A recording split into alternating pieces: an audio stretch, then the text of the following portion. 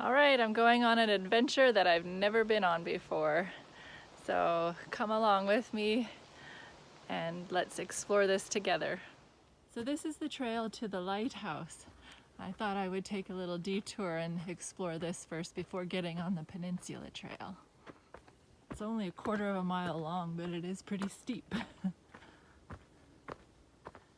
I love all this thick moss in here. Wow. It's great.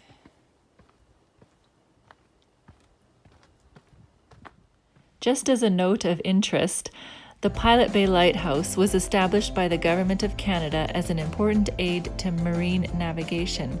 Put into operation on January 1st, 1905, the building's light was visible on more than 2/3 of the 65-mile-long Kootenay Lake. Originally an oil lamp guided the paddle wheel steamers and other maritime traffic to make the critical turn into the west arm of the lake near Balfour. Over the next 88 years, technology helped modernize the light source several times. In 1989, solar panels were installed to power the beacon's characteristic signal, 1 second of light followed by 11 seconds of dark. The federal government decommissioned Pilot Bay Lighthouse in 1993. So, it's July 11 today, and I just felt like I wanted to get out and go on an adventure, so I'm gonna go on an overnight camping trip all by myself, something I've never done before. Or no, I have on my way back east in the States, but that was car camping. And so this will be a first for me. It's so gorgeous here. I'll show you the lake along with the trail borders the Kootenay Lake. Gorgeous. Can hardly wait to dive in because I'm already hot and I'm just starting. Well, it's so nice to have these little bridges, and it's so nice to see these creeks too. I was told that there was no water here. But it is, there is. I just might have to stop here and replenish.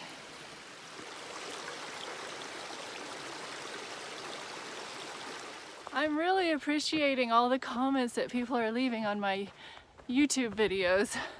It's such an encouragement for me. It makes me want to go out and hike some more, knowing that people appreciate it and that are enjoying it, and getting feedback like that is so wonderful. So I really thank you for that. It sure boosts a girl and her mission. All right, I'm heading to the campground now, first to lighten my load because my pack weighs like 30 pounds exactly. I weighed it just before I left, so pitch my tent and then we'll carry on with the trail. Well, I made it. I don't know if I want a campsite with a view or one down by the lake. Unfortunately, there's somebody else staying here, so I would be closer to them if I was at the lake. But I think that's what I'm gonna do because came here to swim. Although a view is nice as well. Anyway, this is gorgeous and only $5 a night. Okay, I think I'll settle for this one. Looks nice, easy access to the lake. A nice spot for the tent. Okay, hopefully these aren't rowdy partiers that are here. Oh, get this heavy thing off of me. I really have to do a lot of training yet. Oh. There we go. So I've made up my mind. I think I'm gonna stay here tonight and not hike anymore. And then hike in the morning because it's cooler then. And it's a pretty long trail. So I think I'll get set up now and just enjoy the rest of the day. With all my messing around and stuff, it took me an hour to get here from the parking lot. So it's tolerable. Not bad at all.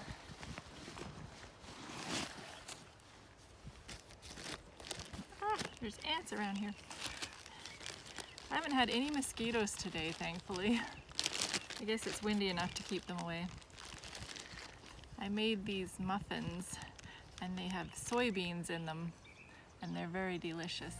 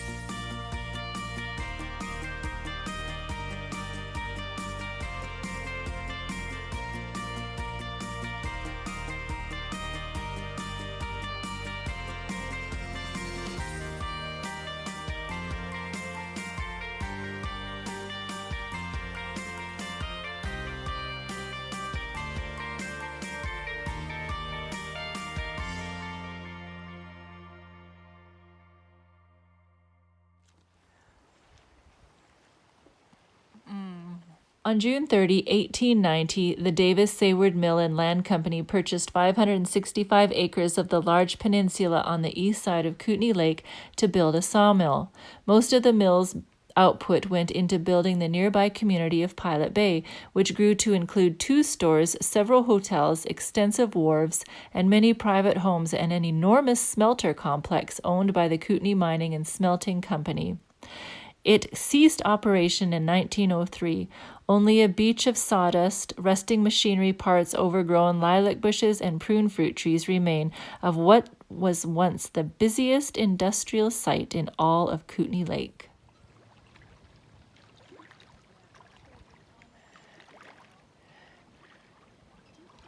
Oh yeah, I needed that. Well, the sun is going behind that mountain soon, so I guess I can go to bed now. Nothing else to do since I forgot to bring a book. Hey, I made it through the night. I'm having noodles this morning for breakfast, and they're really good. I actually got some sleep last night. Some yahoos woke me up around 1 o'clock. They were out on their boat on the bay and jumping off the boat and hollering for quite a while. And of course, I was worried they might come into camp. You know how your mind wanders. But thankfully they didn't, and they settled down. And I was able to fall back asleep. So man, I'm so pleased with how much I slept last night.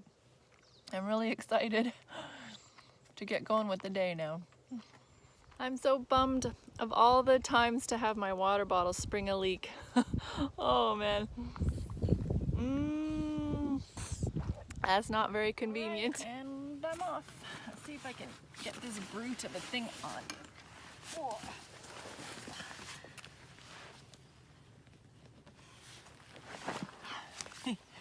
Yipper. It's a good workout. So it's just after 8 o'clock.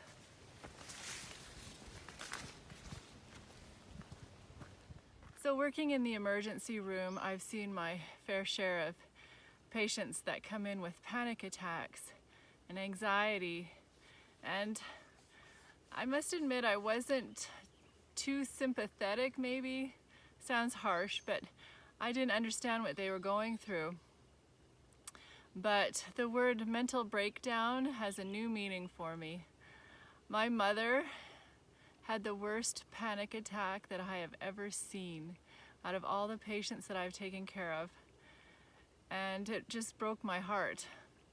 And so I've interviewed her about it. And I'd like to share it with you. So this is my beautiful mother, Rana, and she has agreed to tell us what it's like to have a panic attack. Okay, well, I remember that day pretty strongly. I woke up one morning and just was hit with an overall feeling of terribleness. Never felt that way in my life and wondered what in the world was happening to me. So I came upstairs and just my mind was going 100 miles an hour. My heart was racing like crazy. I went out on the porch and tried to breathe, and my body was shaking there's just all kinds of terrible symptoms happening to me, and I didn't have a clue what was going on. I thought I was dying, heart attack, whatever. So I had my son Jay take me to the hospital, and they didn't know what to do for me. I was just in a bad state. And Leanne, my daughter nurse, she came and she finally thought about give her some sedatives, so they gave me some Ativan, and that calmed me down. But this kind of panic situation lasted for a few months, in my experience. Thanks, Mom, for that, for sharing with us. So I am now sympathetic towards patients that come in to the ER with panic attacks, because I've seen it firsthand with my mom, and it is pure terror that they are going through. After her major breakdown, she had a few more, but not near as bad. But still, one night she came bursting into my bedroom saying, "Leanne, I'm gonna die, I'm dying." And she's trembling and just crawled into bed with me. And that was scary for me. But I just had to reassure her that she wasn't dying. And thank God for medications that calm people's minds down. And I'm saying that in all sincerity. Oh, but my mom, she's a trooper, because with those medications comes horrible side effects. She was put on mirtazapine, which is a wonder drug for sure. It really helped her, but it also causes weight gain and huge appetite. So she's been able to wean herself off of that. And as far as I know, she hasn't had any panic attacks for a couple of years now. So I'm just praising God for that. But she used to always be the strong one in the family. Growing up, nothing fazed her. She was so mellow. She never cried. She always took things in stride. Complete opposite of what my dad was. So I guess there had to be that balance. But I guess it finally caught up to her. I don't know why people get panic attacks. I don't know what triggers it. Obviously, things from the past, I'm sure, is a huge factor. But my heart does go out to everyone that has panic attacks, for sure. Mom had enough presence of mind to call out to God when she was in these panicking moments. But all she could say was, "Oh God, oh God, oh God, oh God." And sometimes that's all a person can do, and God understands. He totally understands. Hear my prayer, O Lord. Give ear to my supplications. In your faithfulness answer me, and in your righteousness. Do not enter into judgment with your servant, for in your sight no one living is righteous. For the enemy has persecuted my soul. He has crushed my life to the ground. He has made me dwell in darkness like those who have long been dead. Therefore my spirit is overwhelmed within me. My heart within me is distressed. I remember the days of old. I meditate on all your works. I muse on the work of your hands. I spread out my hands to you. My soul longs for you like a thirsty land. Answer me speedily, O Lord. My spirit fails. Do not hide your face from me, lest I be like those who go down into the pit. Cause me to hear your loving kindness in the morning, for in you do I trust. Cause me to know the way in which I should walk, for I lift up my soul to you. Deliver me, O Lord, from my enemies. In you I take shelter. Teach me to do your will, for you are my God. Your spirit is good. Lead me in the land of uprightness. Revive me, O Lord, for your name's sake. For your righteousness' sake, bring my soul out of trouble. In your mercy, cut off my enemies and destroy all those who afflict my soul, for I am your servant.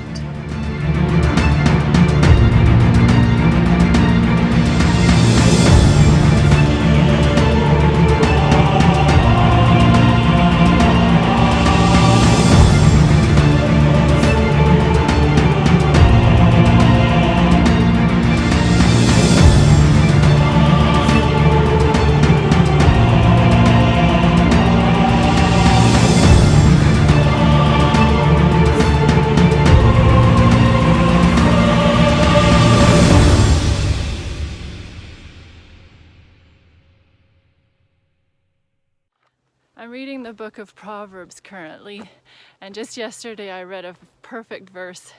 It says, "Anxiety in the heart of man causes depression." In other words, it weighs him down, but a good word makes him glad. So what I took from that is be sympathetic towards people that have anxiety and panic attacks, and try and help them through it, offering words of encouragement. I know sometimes they can't have the frame of mind to even hear it. Like my mom, she could not focus.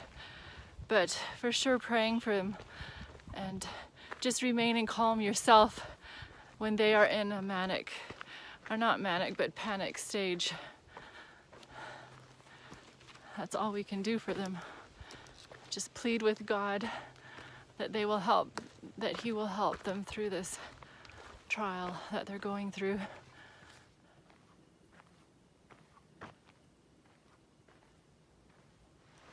Yep, Kootenay Lake is a massive lake.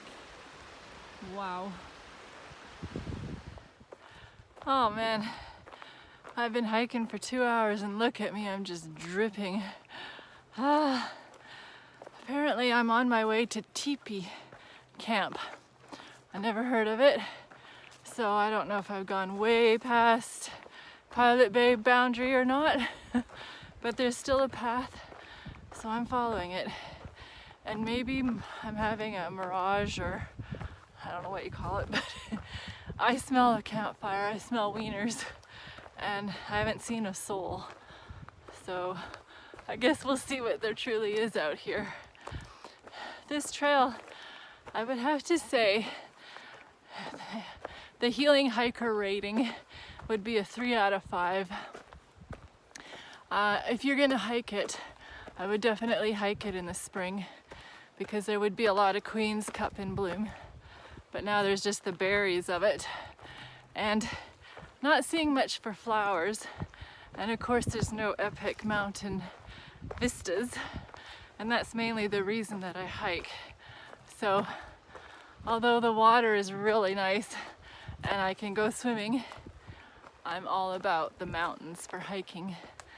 So that's just my opinion, but I would come back again in the spring if anybody wants to come with me. Without a heavy pack on too.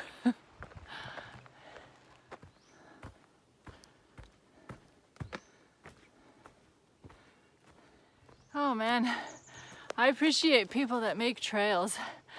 I can relate, because I did that one summer.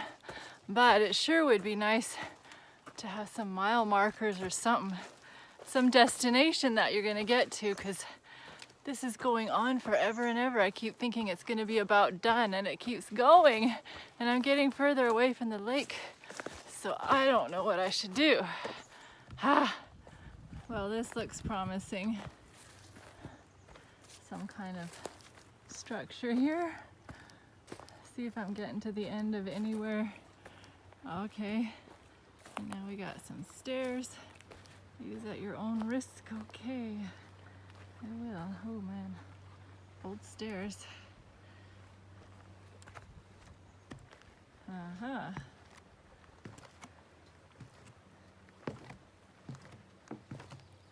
So far so good. Ooh, a little rickety. Yikes.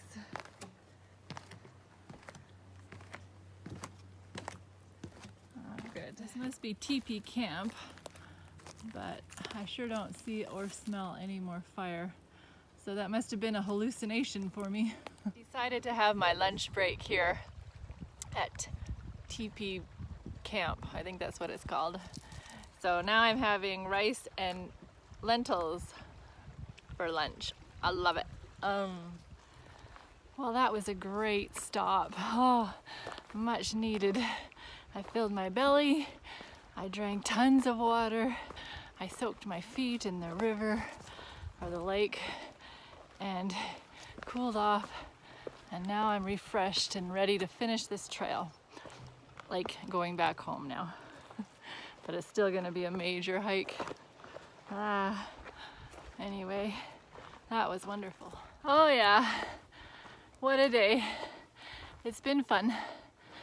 I was thinking if I was rich, I would totally get in a canoe and circumnavigate the perimeter of the whole Kootenay Lake some summer.